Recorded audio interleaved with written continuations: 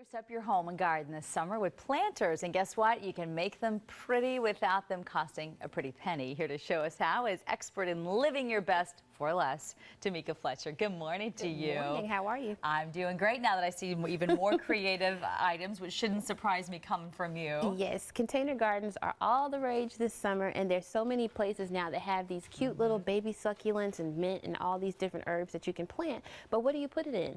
And so I've come up with a few simple ideas that you don't need a lot of things for.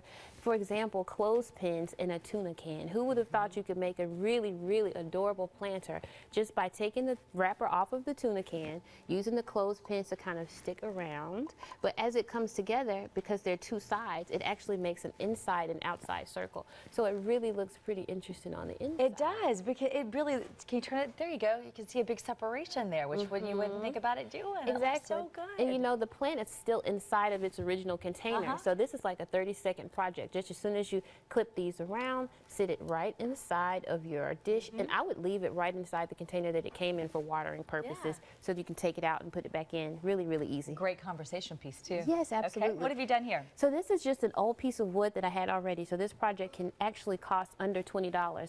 All I used was plumbing pipe clamps, and you take them, screw it, and it closes in on the jar. But you take a diamond tip drill bit, and it looks like this. It's kind of pointed on the end so that it goes through glass pretty easily. But as soon as you line it up with the wood, give it just a little bit of pressure, add that to the back of the wood, and then clamp your jar around it. For the actual plant, though, it's important to remember that with container gardens like this one that don't have drainage on the bottom, I use a little bit of aquarium gravel right on the bottom so that you have a place for the water to drain. And it's important to make sure not to overwater these, because you don't want fungus growing inside of the plant. But mint grows so wildly and so quickly that it's better in a container.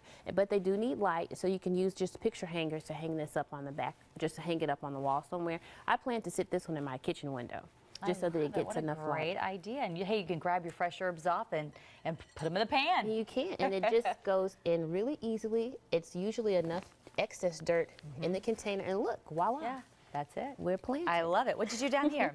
Well, this one is my favorite. These are teacups that you can use for planting. But the idea with this one is there's a little bit of elbow grease involved. There's a hole in the bottom of this. And ceramic takes a little bit of time to drill through, but we use the diamond drill tip to go through the ceramic. And actually, that's the one that I use for this. You can use a sharp screw to go through the wood for the mason jar planter, but the diamond drill bit, put it on something soft. I applied about 3 or 4 minutes of steady pressure. But the idea with this one is, even though it has a hole at the bottom for drainage, I would still add the aquarium rocks right into the bottom of it. And then once you do that, you take this out, add your plant inside, and just kind of press that dirt that's in the square kind of around it. And look, it's finished, it's full. And I would add just a little bit of straw when it's watered, just to make sure that it has enough, you know, what a good idea. Yeah, to evaporate the water that's underneath. But it does need the rocks to drain. The hole also helps it to drain. But what's cool about these is I don't have a green thumb. So I bought Austin succulents because they have very thick roots and stems. You don't have to remember to water them either. All right, Tamika, thank you so much. Such You're good welcome. ideas.